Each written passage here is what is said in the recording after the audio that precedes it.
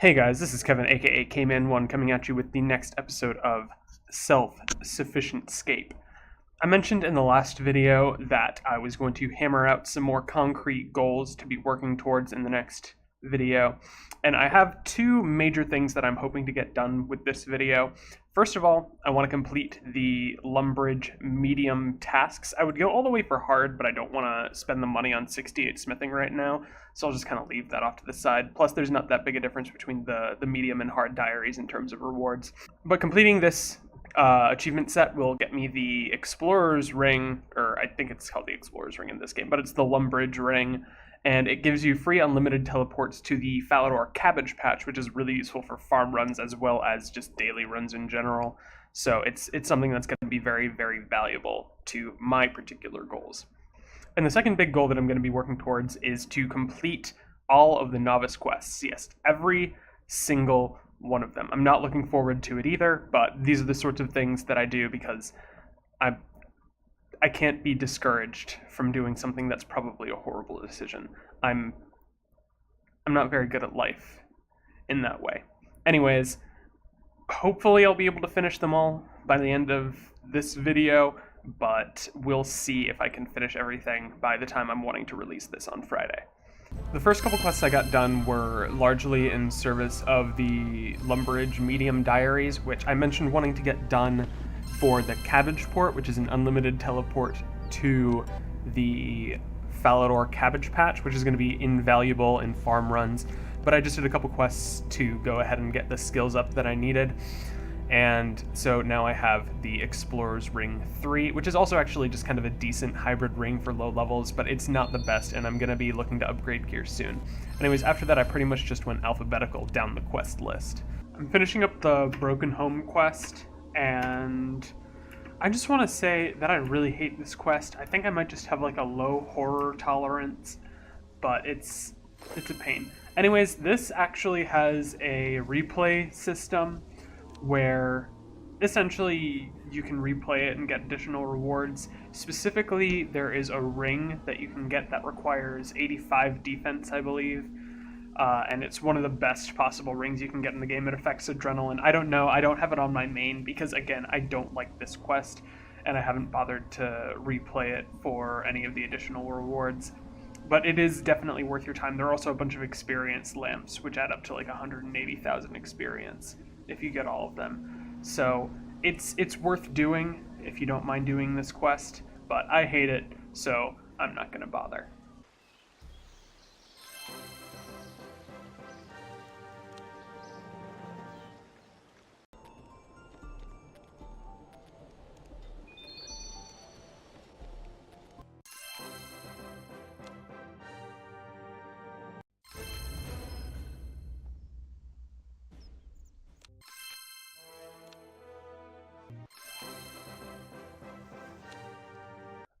I know this will probably seem out of place compared to all the quests, but I realized after I started the quest grind, there's an event going on right now.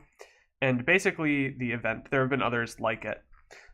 Doing skilling will open up, well, not open up, but randomly grant these charity tokens, which is a type of currency, which you can either use to unlock cosmetic rewards from the actual event, or you can convert them with a right click into event mystery boxes, which contain random prizes, usually bonus experience, regular experience lamps, dungeoneering tokens, cash bags, stuff like that, which is going to be really, really valuable because I do want to get a lot of dungeoneering tokens, but everything you get scales with your level, so I want to go ahead and get my dungeoneering up. The problem with that is that I don't know if you can actually get the tokens while dungeoneering, so I'm going to test that real quick. And then if it is possible, then I am going to, now that I've gotten 50 mining, I'm going to get up fletching so that I can make better weapons in Daemonheim. And then I'm probably just going to do the dungeoneering grind for as much as I can for the rest of the week. I do still want to get quests done. I'm probably going to limit myself to about like 3 or 4 quests a day, just so that I'm still progressing in that particular goal. But it's more efficient during these events to just grind up as much of these different types of currency as you can, and then once you have those, you can start investing them into other goals. So that's probably what I'm going to be planning on doing. I got a Basilisk Slayer task, which means it's time to go back to the Paladin Slayer dungeon. A couple notes about this fight. First of all, you're going to need the mirror shield or else it'll destroy you. It's weak to stab attacks, so it's best to grab the best melee stabbing weapon that you have. I could only use a rune sword, one-handed weapon specifically, because again, you need the mirror shield or else it'll paralyze you and drain all of your stats. Speaking of it draining your stats, it kind of drains them regardless, so definitely bring some restores with you. I fought it a couple times before I realized what was going on. I thought I just accidentally got drained by the aberrant specters in the area. So be sure to bring restore potions because you're gonna need them.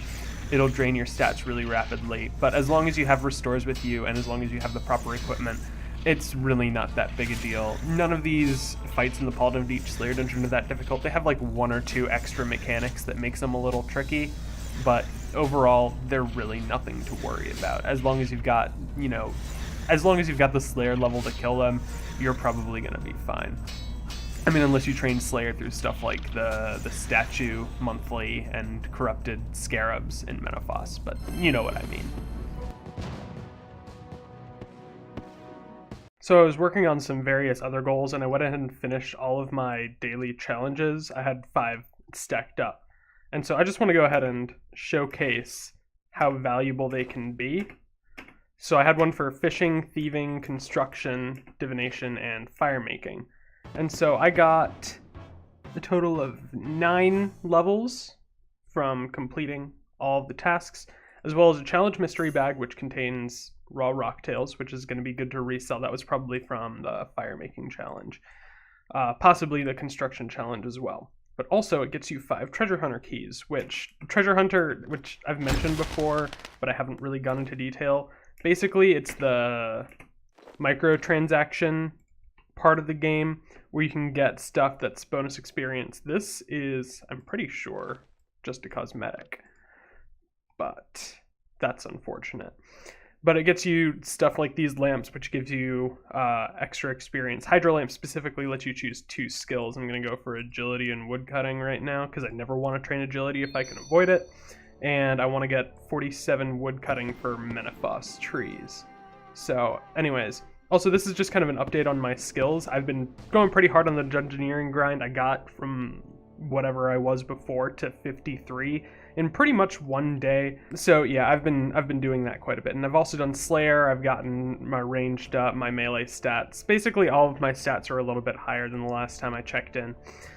And I've also, in conjunction with my dungeoneering grind, I've gotten about 14,000 dungeoneering tokens, which my first purchase is going to be the Charming Imp, which is an item that I'm not going to say it's completely necessary for training summoning, but it makes training summoning a lot less frustrating. So that's why it's my first goal for dungeoneering tokens, and I would argue that it should be everyone's first goal for dungeoneering tokens because of how valuable it is. And that's in comparison to the remainder of dungeoneering rewards, all of which I would say, well, not all of which, but most of which are incredibly valuable in their own rights. Also, I should probably mention that I have about 6,800 charity tokens from the event. I'm aiming for 10,000, and then I'm just going to go back onto the quest grind and get whatever I can get from there on. But yeah, things are progressing really quickly. I've got about 1 million more experience than the last episode, so you could say I've made some decent progress. I should also mention, once you hit 50 range, which I'm actually 51 right now, I delayed this a little bit, you can upgrade your Avas device from the Avas Attractor to the Avas Accumulator. Well, you don't upgrade it, you just get a new one. But it's a little bit more powerful, and any slot upgrades tend to be pretty much totally worth it. I know it sucks that I didn't get my live reaction, but I was training fletching for dungeoneering weapons, and I got the Fletching Skilling Pet. That's the first skilling pet I'm getting on this account, and hopefully I'll be able to get all of them, but I'm not gonna get my hopes up for it.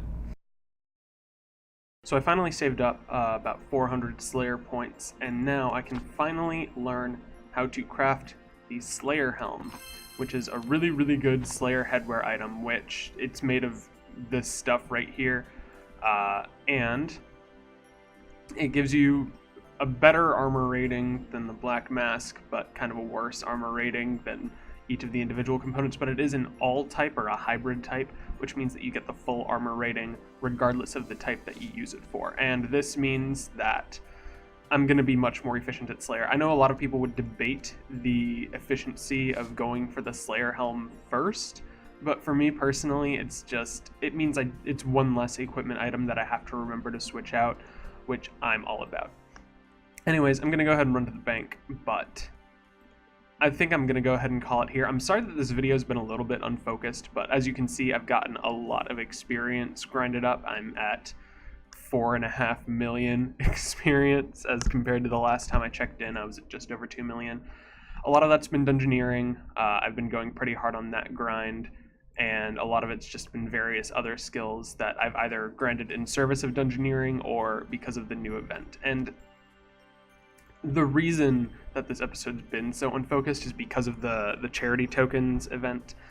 It's when these events come up, they become the most efficient thing to grind out, and so all of your other goals kind of go to the wayside. But after this episode, now that I've gotten the 10,000 that I said I was going to, I'm just going to go ahead and go back onto the quest grind, finish all the novice quests, and finish up a couple of specific quest lines.